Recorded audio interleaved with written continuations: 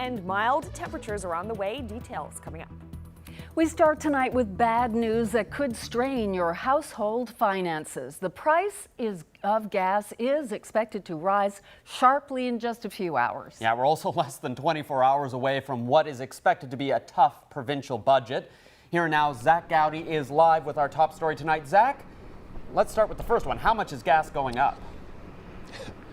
Well, Peter, everyone will find out for sure tonight at midnight when the price increase goes into effect. But as usual, we have a prediction from consumer advocate George Murphy, and it is not pretty. Murphy is forecasting that the maximum price for gasoline will rise by 4 cents per liter. Now, on the Avalon, that would put us at over $1.35 per liter. In Labrador, it will put you in the neighborhood of $1.50. Now, again, this is a prediction only. The actual increase could be larger than that, but even a spike of 4 cents per liter would be the biggest single increase in the price of gas since last December. Here is George Murphy's explanation of what's driving this price spike. Well, the numbers are up substantially. It's a pretty sharp increase. It doesn't pick up on volatility, so it could be more than that. It's not unexpected after we've seen the price of oil go the way it has over the last week. That's up $3 a barrel. We're also seeing a slight uptick in demand now for gasoline as well. And this is the time of the year usually that you'll see that. You'll see that in April and May during the run-up of the U.S. summer driving season, which usually happens about the third week of May. Now, as George Murphy was saying, the summer driving season just around the corner, that reliably drives up the price of gasoline. At the same time, the price of a barrel of oil has also gone up, putting more pressure on the price of gas. But the bottom line is that people in this province could get hit with a double whammy this week, a spike at the pumps and a provincial budget which is expected to contain all sorts of bad news. Reporting live in St. John's, I'm Zach Gowdy for Here and Now. Well, a gas increase on budget day is one thing, but what about the other oil equation? What will the price of a barrel of oil mean for the 45,000 public servants of the province and the thousands of taxpayers? Here Now's Terry Roberts joins us live from the House of Assembly with more on the oil equation. Terry?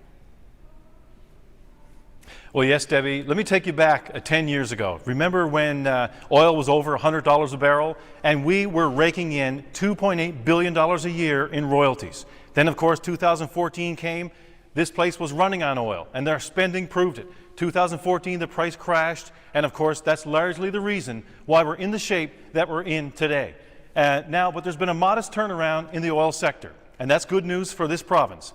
Over the last 12 months, the price has been on an upward trajectory. We have this graph. Let's have a look. If you go back to a year ago when Cathy Bennett delivered her first budget, the price of oil was $39.84, just under 40 cents a barrel. If you fast forward to September, you can see what's happening, up to $45 a barrel. Then in December, $55 a barrel. And if you look at the graph today, the price is still around that mid-50 mark.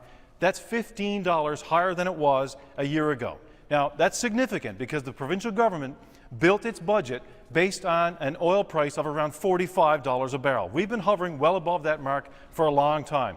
That means tens of millions of dollars for the provincial treasury.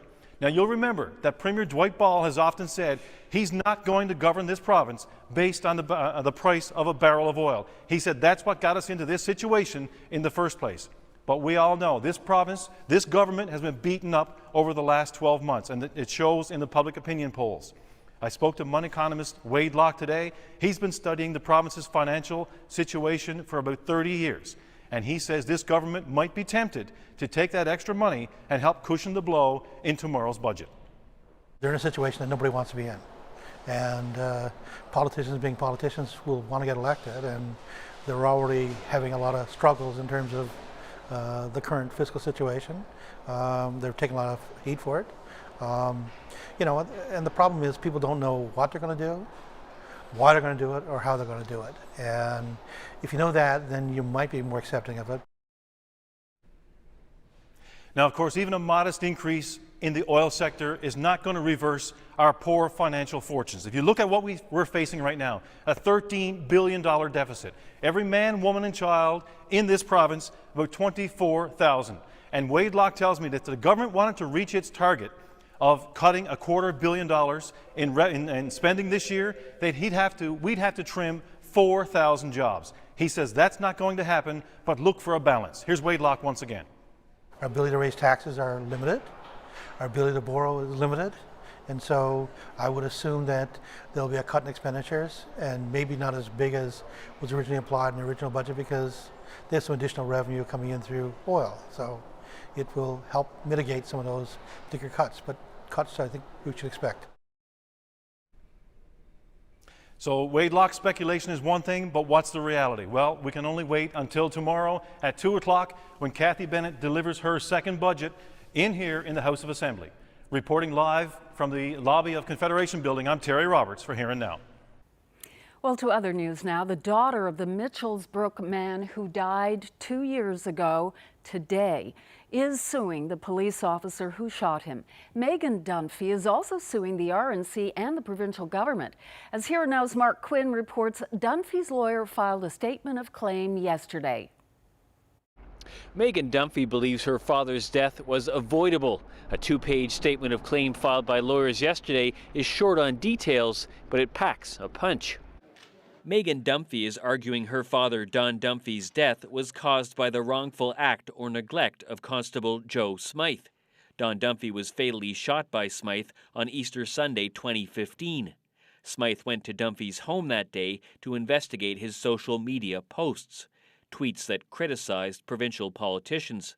Smythe says he fired 4 times in self-defense after Dunphy pointed a gun at him.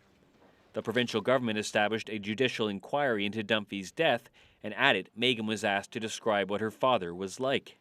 He was really vocal and opinionated. He didn't hold back about anything he thought or anything like that. He was really kind. He loved animals, obviously. He had a really big heart. You know, he took care of me after my mom died, and then he took care of my pop. Sorry. There's a 2-year limit on civil actions, so the lawsuit had to be filed by today. Dunphy's lawyers aren't commenting, but at the inquiry they suggested Smythe had been negligent, a suggestion his lawyer strongly opposed. A statement of defense has not been filed, and Smythe's lawyer Jerome Kennedy isn't commenting either. Lawyers at the inquiry are expected to submit their final written submissions by Friday. Justice Leo Barry is expected to submit his final report by July 1st. Tonight there'll be a vigil held in Mitchellsbrook to mark the 2nd anniversary of Don Dunphy's death. Mark Quinn, CBC News, St. John's.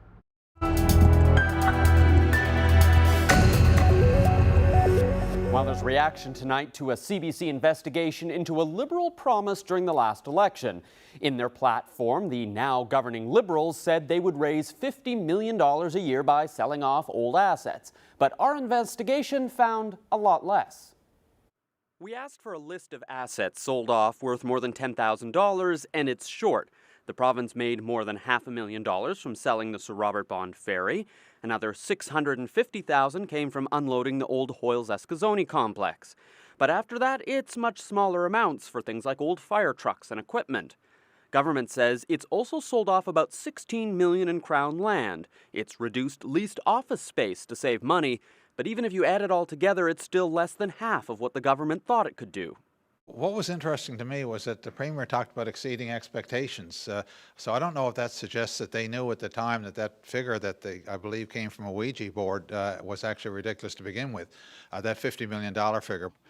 We asked that question before, why wasn't there analysis? Could you show us the analysis like the real estate report? They just picked the $50 million figure out of mid-air and put it in there as an election promise, and it's a prime example in coming to fruition now. The Liberals aren't willing to admit they were wrong to promise those numbers. A lot of times we have to rework some of the projections that we had, and there are areas that we are finding efficiencies that we probably would not have thought. And so it's more than just a snapshot in time. The board members at Marble Mountain have been let go over a decision not to extend the ski season. Now, the ski hill came under fire in recent weeks when management announced it was closing for the season, despite plenty of snow at the hill. The board says it didn't have the money to keep operating beyond its planned season-ending date. Tourism Minister Christopher Mitchellmore initially defended closing early, but changed his mind after hearing complaints from season pass holders. So now the hill will reopen for the Easter weekend.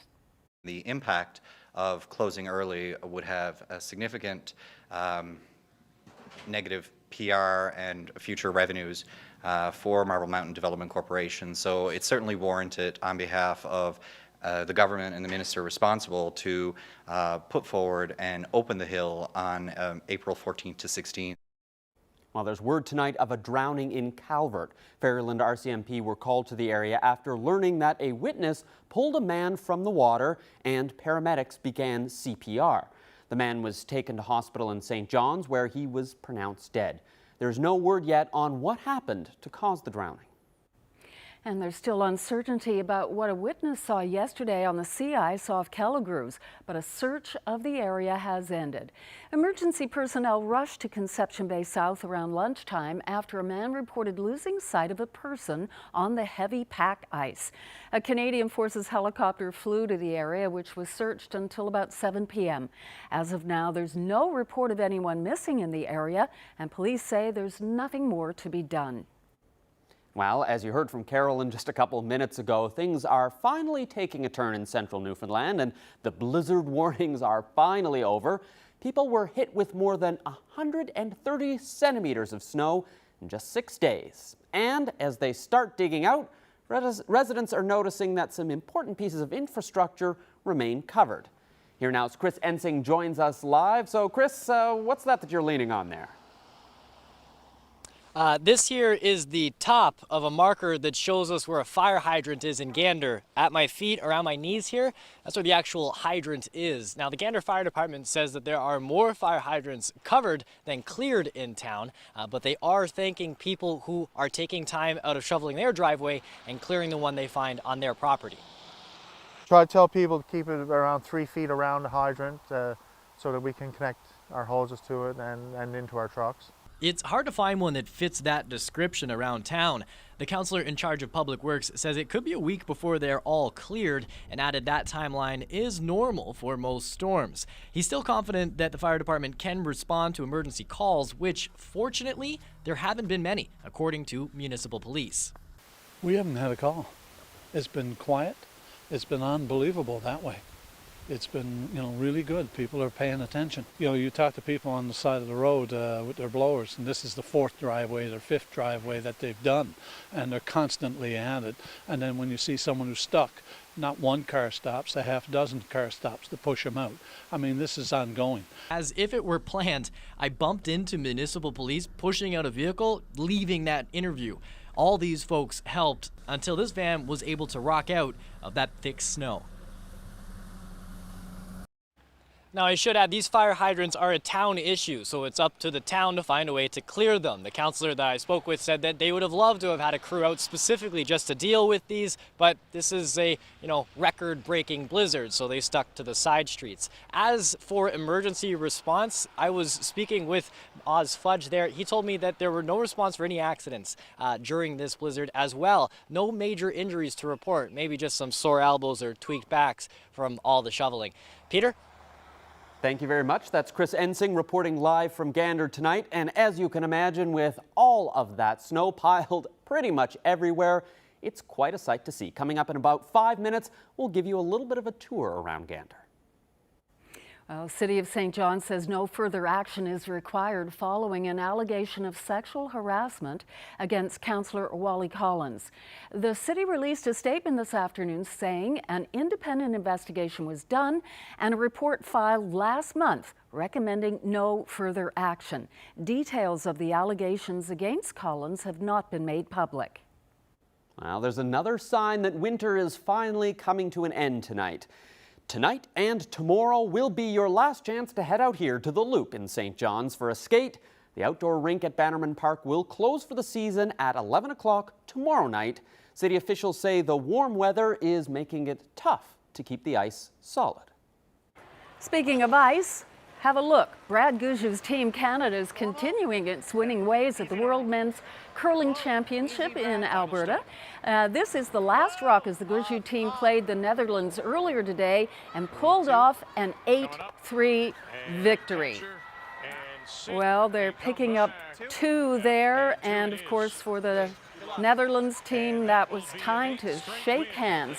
The St. John's rink remains undefeated with 8 straight wins in Edmonton. At this hour, the Gushue rink is up against Japan. So far, Team Gushue has jumped out to a 2-0 lead. Jennifer Hillier-Penny has been missing from the Northern Peninsula for more than 4 months, and tonight her family is still looking for answers about what happened to her. That story after the break.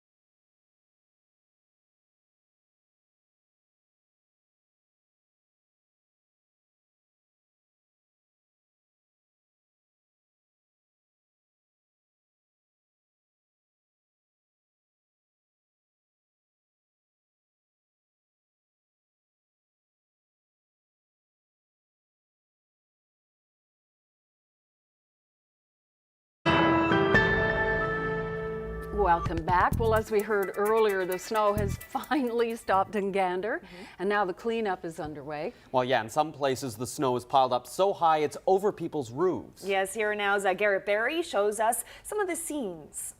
This is what some parts of the town of Gander are looking like today. Snow drifts that are easily as tall as I am. These are formed by huge snowfalls and plowing and shoveling onto people's property. Now, follow me, take a look. I promise you there is actually a house in here. This is what it looks like when more than 100 centimeters falls in just a short period of time. So it's no wonder so much of this town has been shut down. Students have been back in school for almost a week. Today was another snow day, but not because of a blizzard, just because there's so much snow on the ground. And take a look at that playground. that hasn't been used in an awful long time. Even those winter favorites like curling aren't getting a lot of use here in Gander. Maybe it's because the curling club's just so hard to find. Take a look behind me. Can you even see that place? For most everyone else, grab a shovel, whether you're a lifetime Gander resident or a newer arrival from Jamaica. More than 136 centimeters fell, and it'll all be thrown or blown onto banks like this. Garrett Berry, CBC News, Gander. Wow, look at all that snow. Yep. How much are we actually talking about here? Carolyn, take us through the numbers. Yes, well, Rodney Barney of Environment Canada tweeted out some graphs that I just want to show you here with some totals. So this is the 7 days that snow fell, a total of 136 centimeters. Sure, they got Sunday off. That's right, only 0.2 centimeters, but then 51 centimeters the next day. So that is so much snow. And this is just a graph showing the snow depth, the record-breaking snow depth. So it got up to 241 centimeters, and the original record was back in 2004, and that was 174 centimeters. So a big beat it difference. handily, didn't it? Oh, shattered it, as Rodney Barney said. So thanks very much, Rodney, for tweeting out those graphs. So let's have a look at what is on the way. Some good news for lots of people. We have some sun and cloud coming tomorrow for pretty much everyone on the island. Precipitation free. It's going to be great. But Labrador, on the other hand, some flurries are starting to move in there this evening and move across from west to east. And on the weekend, it's going to be wet and mild. So I'll tell you a little bit about that later. So this is the situation right now. We have the flurries that are moving in through Labrador City, and that will come across overnight tonight, start to dissipate a little bit, and in the morning, Happy Valley Goose Bay should see some of it there. So these are the temperatures for this evening. You can see pretty much just cloudy skies across the island tonight. Pretty chilly, -7 in St. John's, -4 in Corner Brook. Lab City, you can see those flurries coming down, -5 there, -5 as well in Happy Valley Goose Bay. So looking at tomorrow starting at 10 a.m., you can see not a whole lot is going on except up in Labrador, the scattered flurry happening there, and just cloud cover over the island tomorrow. And it's going to be pretty nice, a mix of sun and cloud right across the board. Temperatures between 2 and 6 degrees, 6 in Corner Brook. That's not bad. It's going to be just lovely. And up in Labrador, you can see those flurries will persist a little bit through the day, but should taper off, and some cloudy skies in Cartwright and along the coast there. So tomorrow in St. John's, starting off the day, it's going to be mainly sunny skies, a little bit chilly, -6, but the winds are going to be nice and calm, which will be great. And it'll warm up as the afternoon persists. 2 degrees it'll get up to, mainly sunny skies, and it'll stay sunny through the evening and -2. So we do have some wet weather on the way for much of the island and some snow for Labrador. It's coming on the weekend. I'll tell you about it a little later. Now to this story. Tonight, the family of a missing woman is speaking out for the first time. 39-year-old Jennifer Hillier Penny disappeared in St. Anthony more than 4 months ago. Now her siblings say she was killed and her murderer is still out there. Here Now's Colleen Connors brings us this story from the Northern Peninsula. This poster with its fraying edge has been on the window of this Hawke's Bay convenience store for over 4 months. Shoppers pass by her face every day. 4 months on, the mystery of Jennifer Hillier Penny is still the talk of the Northern Peninsula. Everywhere you go, if you only go to St. Annie, wherever you go, they're meeting up. Did you hear anything? Any news on Jennifer? Everybody, any news on Jennifer, you know? She was last seen at her estranged husband's house the end of November, watching out for her teen daughter, when her family says her ex was gone duck hunting outside town. The police interviewed her family and conducted a search of the town and the harbor, but found nothing. It's been pretty much pure hell. Yes, exactly. No one would ever dream this would happen to them, especially here in Newfoundland. That's right. It's Newfoundland. But it's, Aaron Griggett, when right? somebody dies or Yes. gets killed in a car accident, something like that, it's tragic. But when something like this, when you got no answers, you don't know where she's to, and you know she's not coming back. That's right. We lost our mom October 6th. We lost, and it's nothing like that, right? Jennifer moved back into her childhood home in St. Lanier Griquet in September when her marriage broke up. She had applied for a new job in central Newfoundland. It was going to be a fresh start. On the morning of December 1st, Jennifer's teenage daughter woke up. Mom was not in the house. She found her mother's phone, purse, keys, jacket, and boots, but no Jennifer. From the beginning, investigators have called the disappearance suspicious. But the RCMP say there is no threat to the public. I don't. I don't agree No, with that I because don't. if this could happen to her and nobody answered for That's it, right. how is it not a risk? That's right. There's a murderer out there somewhere. This is not easy. To talk about the sister who vanished, to talk about what they believe may have happened, to just sit, always on the edge of tears, and wait for the police to come up with something. Anything. Just wait for the police to do their job. Waiting. And That's all we can do. hopefully they'll do it right. And I think they will. You have confidence in them? I think they're going to give us answers. And somebody's going to answer for this. It's been over 4 months since anyone has seen Jennifer Hillier-Penny, but she is certainly not forgotten. Her face is on the front window of almost every business and store in this town.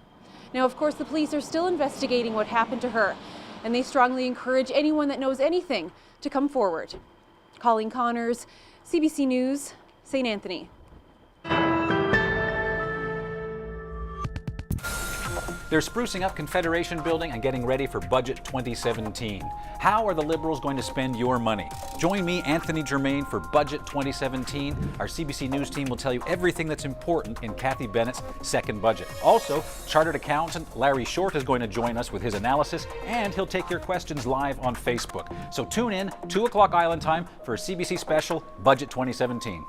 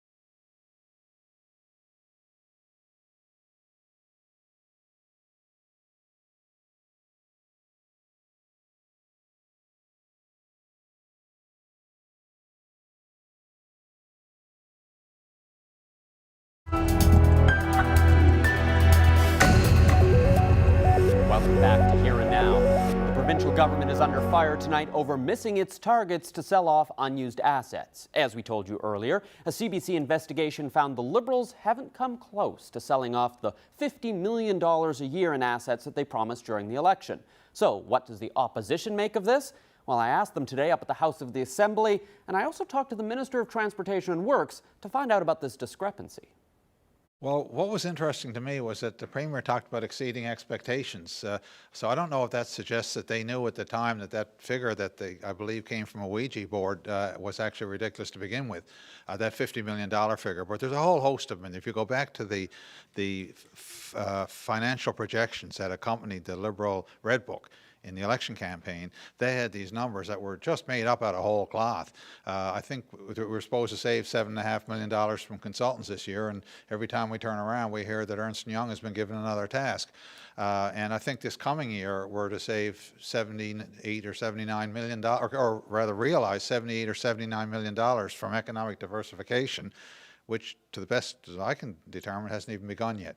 But in any event, on the matter at hand, yes, they said there'd be a thorough review of public assets, and they projected to raise $50 million from the sale of these things. And quite frankly, that whole thing was a fictional number, and it was just something to make their numbers come out in their platform.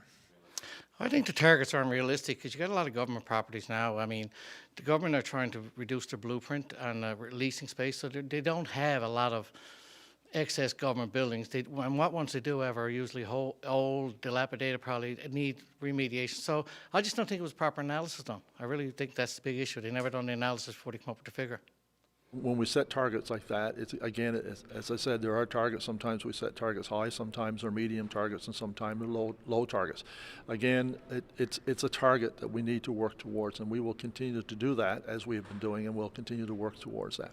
But what does it say about your government's ability to manage finances when the targets are so far off what you were actually able to achieve? I think we've done extremely well. I think the Minister of Finance, President Treasury Board, and government, we have worked very, very hard this last year. We have made significant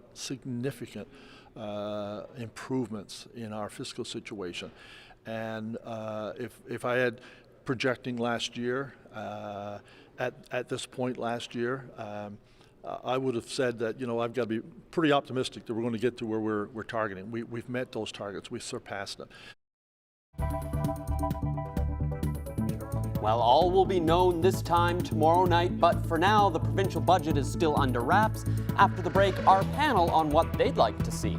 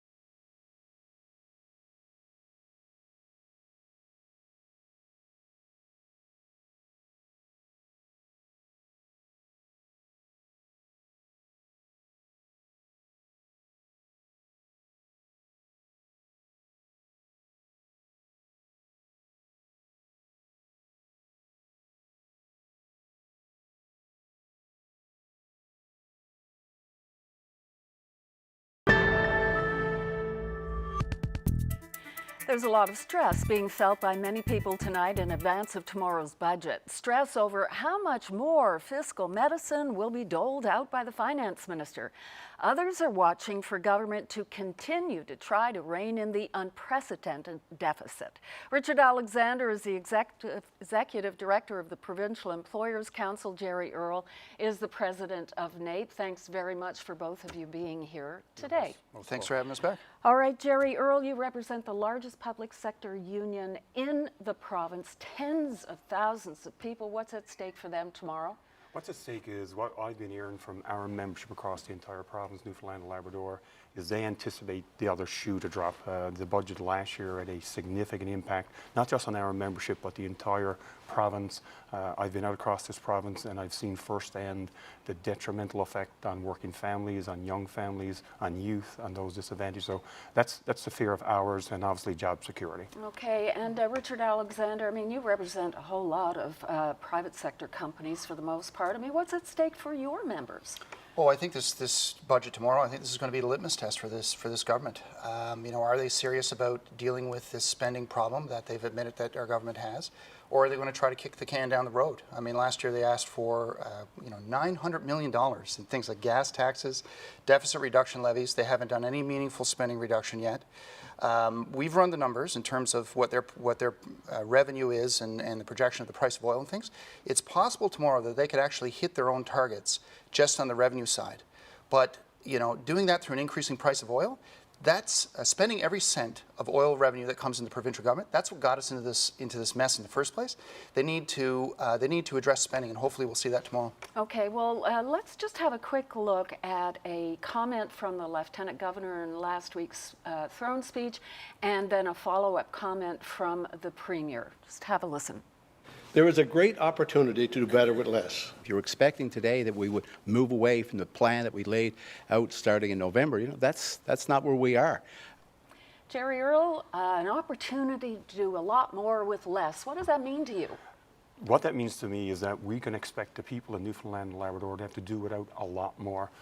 Like I said, what I've seen travel in this province, which I'm not sure others have taken the opportunity to do, is there is significant pain amongst our membership and the general population. Do you think Richard Alexander sees that pain? I mean, you said you travel the province. What about Richard Alexander? And again, what I've heard from some big business, I certainly differential with. I'm hearing from small business people, surprisingly, people that are in small business reaching out to us saying they are seeing the pain, even though we have people that have not been impacted yet. What's happening with our membership? We've done a poll of our own membership and that of the general public. We're seeing where 50% of our members, just like the general population, even though they have job security today, are not spending money in the local economy. And this government needs to recognize that. Big business needs to recognize that, because that's having a negative impact on our economy where people are not spending in fear of what may happen. And now, Richard, when you hear the Premier say, we're going to stay the course that we laid out in November, you're not sure that they're going, you said this is going to be the litmus test tomorrow. You're not really confident they're going to follow through. Well, last year they increased taxation to more than $900 million. They've asked hardworking Newfoundlanders and Labradorians to come up with gas taxes, deficit reduction, all these things. There's been no appreciable change in government spending levels. They promised us that they were going to do some spending reductions in a fall fiscal update last fall. That didn't materialize, so there's more pressure on this budget. But to Jerry's point, I think everybody in this province has a role to play in resolving this fiscal crisis. This is not this solution tomorrow in this budget doesn't need to be a pro-union solution or a pro-business solution.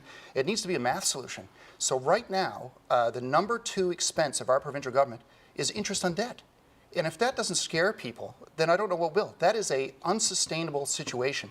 We need a fundamental correction in how government does business. We need reform. We need better outcomes for citizens. But that needs to be done for less cost. And if we don't, then we'll be in this situation forever. We spoke with a couple of students today. They're pretty worried about this budget. They're not sure what to expect. Let's just have a listen to the first one. She's a young nursing student. Healthcare is very important, but if the financial budget cuts healthcare and the cost of healthcare and like the wages of nurses, I think it will be a problem, because there are a lot of like old age citizens in Newfoundland and they need help. And if there's no one there to help them, then what's going to happen? Comments? I absolutely agree, because this is what we're hearing is, we're hearing young people concerned about, we're hearing frontline people concerned about, that cuts to services are going to diminish the ability of people that are remaining from providing necessary services. And back to Richard's comment a second ago saying that hard-working Newfoundlanders, it was hard-working Newfoundlanders last year that were expected to shoulder the full burden. We're asking what have big business done to assist in shoulder the burden, and again, those income earners need to contribute in this difficult time, and that's the group that we're not seeing contribute. Those above $150,000 are not paying what other provinces have. Go ahead, Richard. Yeah, so I've heard this argument several times before that there's this group of businesses or wealthy that if we could just tax them, all our problems would be solved, and it sounds too good to be true, and it is. So government increased corporate taxes last year, and they actually took in $130 million less than the year before. Corporate profits are at a 15-year low in this province. There is no magical pot of money out there. This is fundamentally a spending problem. Healthcare is an issue that's going to. Healthcare is a very important a service that's provided. We need to reform how we deliver healthcare so that we can afford to deliver healthcare into the future. I just want to get back to some real people who are not involved in organizations like yours, young people who have something to say about this budget tomorrow. Second young woman, just have a listen. The financial situation right now is kind of laughable. It's kind of scary. Not really looking forward to what's going to happen in the future, and not really sure if I'm going to be able to stay here or if I even want to stay here anymore. Richard Alexander, I mean, she is worried. She thinks there may just be this bleak future ahead. What you're talking about is pretty tough medicine. Is that going to help a young person like her? We think it will. So if you add up all the taxes that the last budget increased, and everything's from the gas tax, all these taxes, we now pay per person. We have the largest personal tax burden of any province in Canada. So young people like the person you just showed there, they don't want to live in the province with the highest personal tax burden. So how do we get rid of these temporary gas taxes, temporary deficit reduction levy? Government has to control its spending, and they've yet to do that. So if we want those taxes removed, if we want to be competitive on tax, government has to act, and act decisively in this budget. Okay. Well, and I'll give you the final word here, just a few seconds left. And again, just on the point of that young person, exactly, we can't burden young people fiscally going forward with that responsibility. What we have seen is one thing Richard is correct on. Last year, hard-working Newfoundlanders and Labrador, not just people we represent, hard-working people, the middle class, lower income, shouldered the burden. There are others that need to shoulder that burden as well. Okay, we'll leave it there, and all will be revealed, we think, in tomorrow's budget. Thank you very much, Richard and Jerry. Thank you for the opportunity. Yeah, thank you, and thank you, Jerry. Thank you, Richard. Well, from one story that affects your pocketbook to another, we want to take you back to our top story, that big jump in the price of gasoline that's expected tonight. Consumer advocate George Murphy is predicting an increase of 4 cents a litre. Here now, Zach Gowdy joins us live again. So Zach, put this price increase into some context for us. Well, Peter, a price increase of 4 cents per liter would be the single biggest jump in the price of gas since last December. And as George Murphy was saying earlier in the show, that is his prediction only. The actual increase we get tonight could well be higher. But one thing we can say for sure, an increase of any amount would be in line with the trend of rising gasoline prices that has been ongoing for more than a year. Let's look back to February of 2016, when gas prices reached their lowest point of that year in 2016. The price on the Avalon then was just 91.7 cents a liter. But by the end of March 2016, the price was back above $1 and hasn't dipped below since. Now in June of 2016, you see the biggest spike on that graph. That's when the provincial gas tax of 16.5 cents per liter came into effect. And since then, there have been some small ups and downs, but the trend you can see there, it's unmistakable. And for more context, just look at how the price here compares with that in the rest of Canada. Even without factoring in tonight's predicted increase, St. John's already has higher gas prices than any other city in Canada. And of course, outside the Avalon, the price is higher again. Now consider what this chart would look like without that 16.5 cent provincial gas tax. Then prices here would be much more in line with the rest of the country. Here again is George Murphy with his thoughts on that. if you look at the Halifax market today, Halifax right now today is at $1.02 a litre, and you look at the sign here behind me, $1.27.9. You know, you can hardly call that, you know, equal counterparts with the rest of the Atlantic Canadian provinces. So there's a huge disparity here, and a lot of it happens to be with government. Of course, the provincial gas tax is one measure that the government is using to combat this province's massive debt load, and in tomorrow's budget, we are likely to see more such measures, not fewer. Reporting live in St. John's, I'm Zach Gowdy for Here and Now.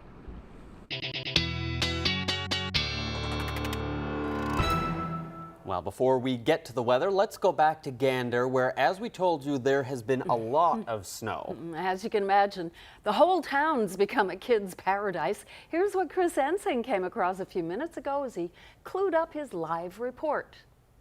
Hi from Gander. Thanks for watching CBC News. Well, they seem to be the only ones who are out there and enjoying the snow, maybe because they don't have to shovel it all. Absolutely. Oh, to be a kid again.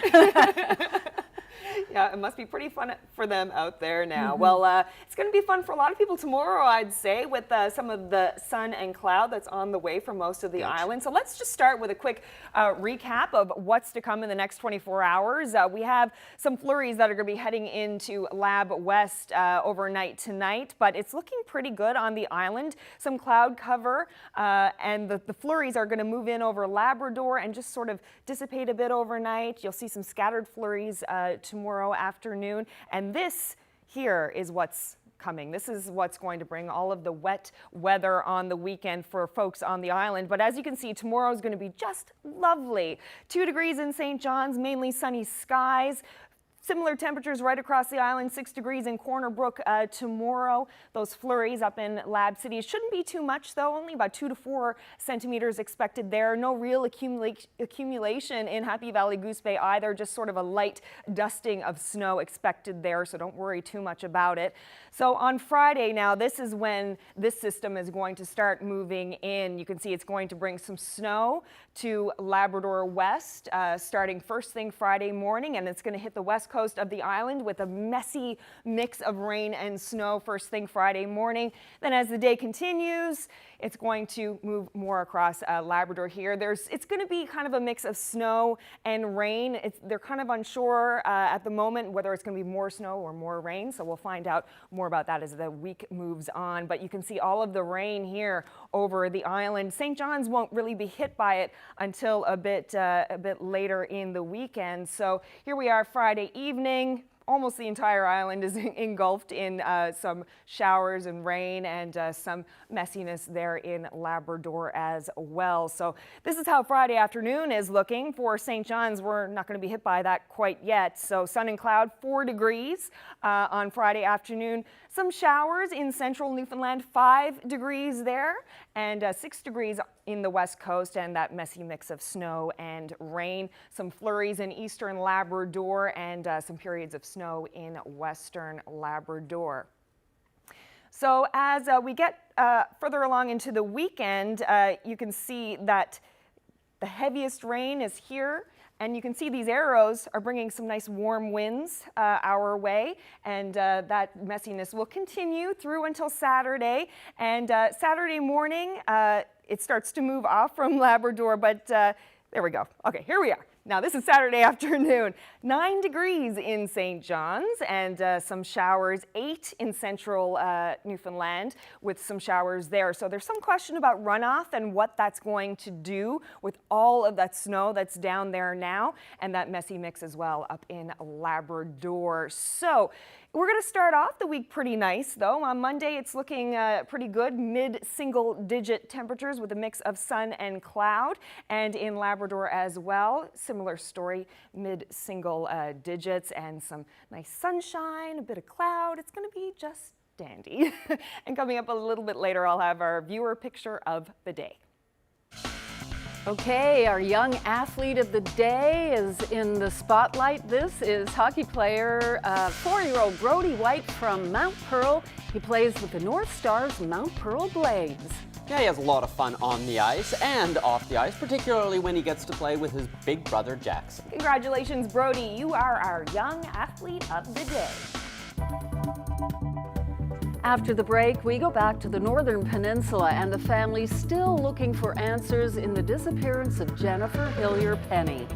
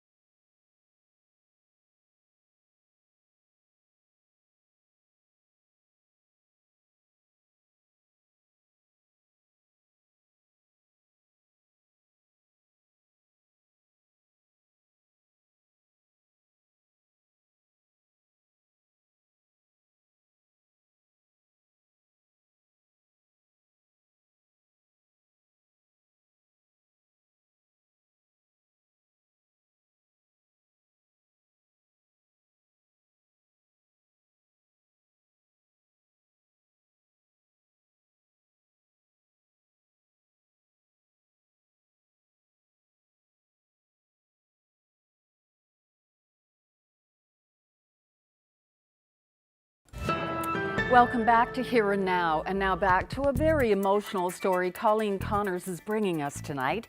It's an update on the questions surrounding Jennifer Hillier-Penny's disappearance.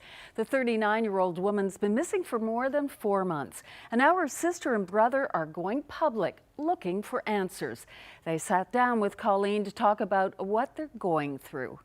Been pretty much pure hell. Yes, exactly. No one would ever dream this would happen to them, especially here in Newfoundland. That's right. It's Newfoundland. But Aaron Griggett. when right? somebody dies Cincinnati. or Yes. gets killed in a car accident or something like that, it's tragic. But when something like this, when you got no answers, you don't know where she's to, and you know she's not coming back. That's right. We lost our mom October the 6th. We lost, and it's nothing like that, right? It's different. It's not, you know, it's no closure. We knows where our mom is Everywhere too. you go, you're just looking over your That's shoulder, right. looking Everywhere. for her. Everywhere you go. Yes. And you were saying last thing you think about before you go to sleep, right? Right. And the first thing when you get in the morning. Exactly. And all throughout the day, Jennifer's on your mind continually. What happened, right? But you feel like she's no longer here. No. You don't think she's still alive? No. If she was alive, she'd be home. Yes. Or we would know. If there's any way out there, like I said, that she could get to us, she would do it. Because of her family, her girls, and especially her dad. Her dad is not well. He's very sick. Our dad, I should say. He's a very sick man.